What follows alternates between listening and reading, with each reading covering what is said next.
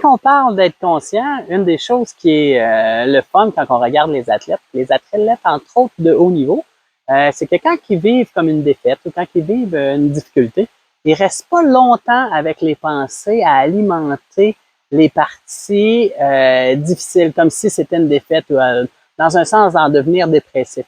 Ils vont vite regarder le positif qui en sort, et comment ils peuvent, dans le fond, grandir avec les preuves qu'ils viennent d'avoir. Fait qu'ils refocusent rapidement avec tous les bons moments, toutes les fois qu'ils savaient qu'ils ont bien réussi, que leur confiance était forte, et ils se ramènent à ça. Ils vont utiliser, dans le fond, la difficulté pour en grandir, et puis donc comme une leçon apprise, un peu, si on veut.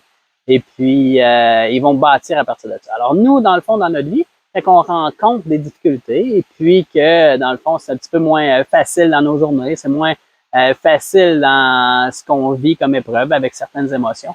Bien, on peut aussi voir toutes les fois où on a ressenti une bonne sensation, où on a été capable de se sentir en bien-être et puis de regarder avec l'épreuve qu'on vit aujourd'hui, qu'est-ce qu'on peut en sortir pour, comment on peut s'en servir pour remonter puis être plus fort pour pouvoir construire plus de bien-être avec nous-mêmes.